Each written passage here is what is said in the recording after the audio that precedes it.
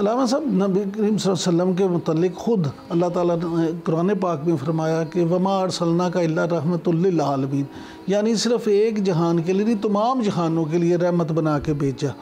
तो क्या वजह कि आज का मुसलमान वो रहमत समेटने से महरूम क्यों है? देखिए, मैं बुनियादी तौर पर ये बात समझता हूँ कि इसके अंदर जो है ना, ये बात नहीं है कि नबी करीम सल्लल्लाहु अलैहि वसल्लम की हमने कलमा नहीं पढ़ा या हमने आपसे मोहब्बत का दरस अपने घरों में हासिल नहीं किया। बस इत्तेफाक कह लें, नेगलिजेंस कह लें या लापरवाही कह लें कि हमने आपकी सीरत से जो सबक हासिल होना चाहिए था, जो आपकी हयात मुबारक से हमें दुरूस हासिल होने चाहिए थे, उनको उस तरह फोकस नहीं किया जिस तरह हमें फोकस करने की ज़रूरत थी। हम उसको जो है ना सही मानो तरजीही तौर के ऊपर जो है लाइफ का जो है ना उस तरह एम्बेड करने से कासर रहे जिस तरह कि हमें करना चाहिए था। जिस तरह मेरे दिन में कई मरतबा ये बात आती है जो अल्लाह ने अपने बारे में इरशाद फरमाई है, वमा कदरुल्लाह का कदर ही, कि लोगों ने अल्लाह ताला की वैसी कदर नहीं की जैसे वो कदर करनी चाहिए थी। ऐसे ही नबी मेहरबान हज़रत मोहम्मद करीम सल्लल्लाहु अलैहि वसल्लम की तालीमात हैं जो उनका हमारे पर एक इस्तेहकाक था कि हम उनको अडॉप्ट करते, उन पर अमल पैरा होते और उनको इन डेप्थ जो है उनको अपनी ज़िंदगी जारी सारी करने की कोशिश करते। तो ये बात जो है ना बदनसीबी से हम उस लेवल के ऊपर नहीं लेके जा सके जो हमारे पे यानी एक ऑब्लिगेशन थी।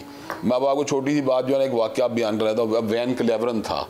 उसने बुनियादी तौर पर गीट विल्डर का साथी, उसने बुनियादी तौर के ऊपर तो इसी बात का तहिया किया था कि नबी करीम सल्लल्लाहु अलैहि वसल्लम की ज़ात गिरामी के बारे में जो है ना लोगों के बददेनों को बदगुमान किया जाएगा। लेकिन हुआ क्या, जब उसने आपकी सीरत के सुनहरी और आग की वरगर्दानी की तो बिल्लाहिर इस बात पर मजबूर हो गया कि बाद में ये बात कहने लगा अशहदु अल्ला इलाहा इल्लल्लाह व अशहदु अन्ना मुहम्मदुर रसूलुल्लाह, कि वो आपकी हयात मुबारका से और आपकी तालीमात इतना मुतासर हुआ कि वो ये बात करने में यानी वो उसको ये बात समझ में आ गई कि ये किसी रसूल के अलावा किसी की सीरत नहीं हो सकती या किसी प्रॉफिट के अलावा किसी की यह सीरत नहीं हो सकती। तो उसने फ़ौरन से पहले इस बात का ऐलान कर दिया, जबकि उससे पहले वो कुरान मजीद के बारे में नाज़ेबा अल्फाज के साथ जो है ना अपने जो था हयालात का अफकार का इजहार जो था ना गलत तरीके से कर चुका था, दरीज़ा दहनी कर चुका था। लेकिन अल्लाह तबारक व तआला ने उसके लिए देखें कैसा एक रास्ता खोला कि जब उसने जो है एक आपकी सीरत का अगर जब 22 चौके मुताला करने की कोशिश की, लेकिन फिर भी वो जो है ना इस कदर मुतासर हुआ कि उसने आपकी ज़ात क़दस का अपनी वबस्तगी वो तैयार कर लिया। और मैंने कई ऐसे दोस्तों से मुलाकात की है इस अहद के, कई ऐसे दोस्तों के साथ अब्दुर्रहीम ग्रीन साहब के साथ मेरी मुलाकातें हुई, यूसुफ चैम्बर साहब के साथ मेरी मुलाकातें हुई,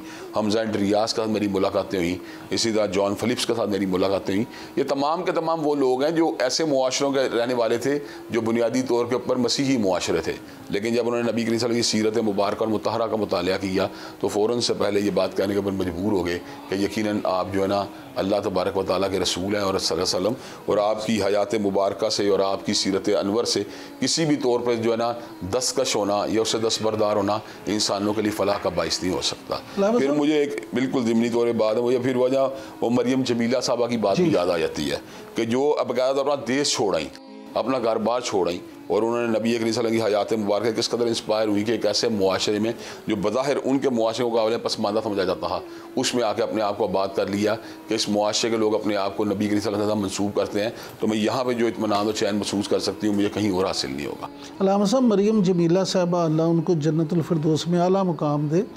उनका बेटा हैदर फारूक मेरा दोस्त था, स्कूल में इकट्ठे करते थे। मुझे तो मरियम जमीला साहबा से बहुत दफ़ा मिलने का इत्तफ़ाक़, लेकिन उनके ईमान और उनके जो इस्लामी शार पे अमल था उसका ये मामला था कि जब उनके जो शोहर थे यूसुफ खान साहब, उनकी 2 शादियाँ थी, तो उनके जो अपने सुतीले बच्चे थे, जो बेटे थे, वो भी जब बलूगत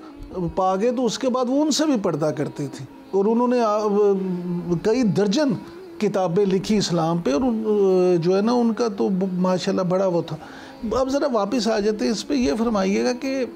नबी करीम सल्लल्लाहु अलैहि वसल्लम का बचपन कैसा गुजरा, उनकी नबी करीम सल्लल्लाहु अलैहि वसल्लम ने अपनी जवानी कैसे बिताई? देखिए सर भाई, नबी करीम का बचपन जो है ना वो बड़ा ही एक किस्म का हयात आफरीन बचपन है और वहाँ से बात महसूस होती है कि जब अल्लाह ने किसी को मनसब अता फरमाना होता है या किसी एक दर्जे पहुँचाना होता है तो अल्लाह तबारक व तआला फिर उसकी मुकम्मल तौर पे जो है ना उसको एक अपने हिसार में रखते हैं, अपनी हिफाजती हिसार, अपनी रहमतों के जुर्मट में रखते हैं, अपनी जो है ना एक फजल के साए में रखते हैं। और हम ये बात महसूस करते हैं कि नबी करीम सल्लल्लाहु अलैहि वसल्लम जो थे अपनी अय्याम तफूलियत ही के अंदर जो थे ना वो अल्लाह तबारक व तआला के फजल करम से एक बच्चे में जो ख़ास एक संजीदगी पाई जाती है, ख़ास एक मतानत पाई जाती है और आपके अंदर एक ख़ास तरह की वो जो थी ना जिसे कहते हैं कि एक अल्लाह तबारक व तआला ने आपको ऐसा एक फतानत जहानत ऐसी अता फरमाई थी जो बड़ी गैर मामूली नज़र आती है। और फिर अल्लाह ताला ने आपकी ज़ात बाबरकत के अंदर ये साहब पैदा किए थे कि अल्लाह तबारक व तआला ने आपके लिए जो ना शिया को जिस तरह कहते हैं कि मुसख्खर करने वाली बात हो जाती है, या आपके लिए जो है अल्लाह तबारक व तआला ने बरक़ात आपके दरवाजे आपके लिए खोले हुए थे। नबी करीम सल्लल्लाहु अलैहि वसल्लम की जो है ना याम तफूलियत की जब हम सरगर्मियाँ देखते हैं तो उनके अंदर यही नज़र आता है कि आपने जो सैयदा हलीमा के पास अय्याम गुजारे हैं या सैयदा शीमा के अय्याम गुजारे हैं, उनकी रुदात बड़ी अजीब है कि यानी कि वही ऊँटनी जो बिल्कुल नहीं थी चल पा रही तो वो उसकी रफ्तार ही बहुत तेज़ हो जाती है, और वही जानवर जो थे जिनका अंदर वो यानी कमज़ोरी और लागरपन और दूध देने से कासर होते थे, वो जानवर जो है दूध देना शुरू हो जाते हैं। तो ये अल्लाह तबारक व तआला ने आपकी ज़ात बाला सिफ़ात में बड़ी एक खैर व बरकत जो थी ना, वो आपकी ज़ात का उसको वस्ता किया हुआ था। और फिर आप जवानी का याम में देखते हैं तो आपके अंदर कोई इस तरह की बात नज़र नहीं आती है। जवानों के यहाँ पे ऐसे शौक़ होते हैं जिनके अंदर जो है ना कई मरतबा आप समझते हैं कि उनके अंदर जो है ना संजीदगी की कमी वाक़ हो जाए, या सवाल ही पैदा नहीं होता। आप उनकी अय्याम जो है ना जवानी में जब गौर करते हैं तो उनके अंदर आपकी झुकी नज़रें आपको नज़र आएंगी। फिर उसके बाद आपको ये बात नज़र आएगी कि आप किस्से कहानियों की मजलिसों के अंदर जो थे जलवा अफरोज़ नहीं थे होते, आपको उसी की महफ़िलों को आप जो है अटेंड करना नहीं थे करते, आप कायनात के असरार और रमूज़ के ऊपर जो था उसके ऊपर जो था तवज्जो जो थे अपनी करना चाहते थे। फिर आपके किरदार के अंदर किसी किस्म का कोई मामूली सा सुकम नहीं था जिसके अंदर जो है ना ये बंदा था, यानी कि अल्लाह तबारक व तआला ने एक ख़ास इंतज़ाम किया जिसके अंदर आपकी नश्व नुमा हुई। आपको जो है ना घराना ऐसा मिला जहाँ पर आपकी परवरिश हुई कि जो वो लोग जो संजीदा थे, मतीन थे, और उन लोगों के अंदर जो थी ना वो एक बात पाई जाती थी जिसे कहते हैं ज़िंदगी के अंदर जो है ना वो एक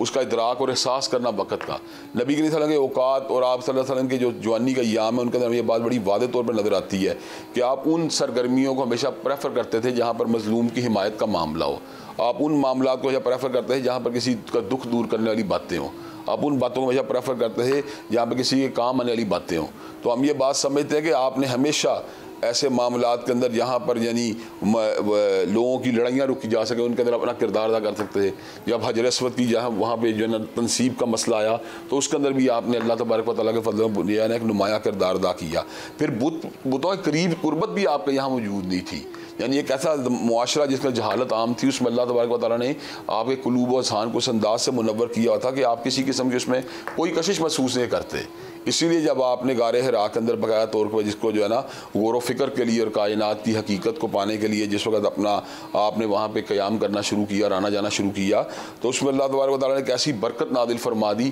कि आपको जो ख्वाब आते थे वो सफ़ेदा सफ़र की तरह पूरे हो जाते थे। ये 6 महीने तक सिलसिला जारी हो सारी रहा, और उसके बाद फिर अल्लाह तबारक ने जब आपके वही का नज़ूल फरमाया वो वही 23 साल तक आती रही। इसीलिए यह हदीस मुबारक के अंदर ये बात मौजूद है कि ख्वाब जो है वो वही का जो है 46वां हिस्सा है। ये 6 महीने और 23 साल की निस्बत कैसे बात है कि 6 महीने अच्छे ख्वाब आए और फिर 23 साल वही आती रही आपके ऊपर। तो उस दौरान फिर जिस वक्त आगे वही आई तो उस मौके पर सैयदा हदीजा कुबरा ने जिस वक्त आप आए थे और आपके जो थे उस मौके के ऊपर जो थे इन चीज़ों में गौर होश कर रहे थे, गौर होश फरमा रहे थे कि ये क्या मामला हुआ है, तो उस वक्त सैयदा हदीजा कुबरा ने आपको यही बात कही थी कि आपने तो हमेशा गिरवों को उठाया है, आप तो दुखियों काम आते रहे हैं, और आप जो है ना आपने हमेशा जो है वो क्या कहते हैं जो है हक बात की तायीद की है, और आपने हमेशा मजलूमों की हिमायत की है। तो अल्लाह तबारक व तआला के फजल और रहमत से अल्लाह तबारक व तआला की इनायात, उसकी रहमतें और उसका फजल हमेशा आपके शामिल हाल ही रहेगा। और उसके बाद फिर जिस वक्त आपको वर्का बिन नौफल के पास लेके जाया गया तो वर्का बिन नौफल ने आपकी बात को सुनते ही ये बात कह दी कि आपके ऊपर आने वाला जो नामूस या जो फरिश्ता है वो कोई आम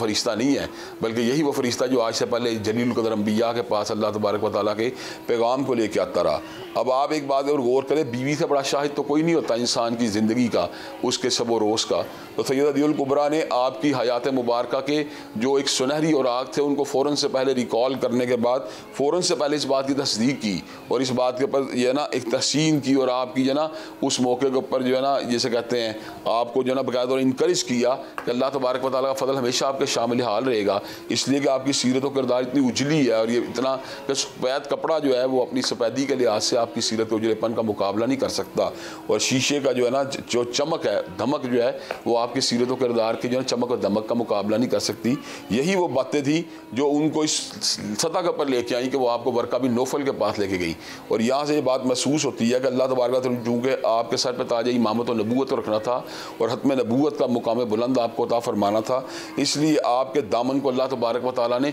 बिल्कुल उजले कपड़े की तरह रखा हुआ था। और अल्लाह तबारक व तआला का आपके याम तफूलियत हो या आपके याम जवानी हो, वो हकीकत बात यह है कि वो आपकी नबूवत के लिए एक शाहिद का किरदार अदा करते थे। आप जब लोगों से ये बात कहते थे कि ये बात बतलाओ कि तुमने मुझे क्या पाया है, तो बेख्तियार हो गए एक ही बात कहते थे कि हमने आपको सादिक पाया, आपको अमीन पाया है। तो जिसकी जवानी जो होती है, मैं समझता हूँ कि जो आपके गुज़श्ता अय्याम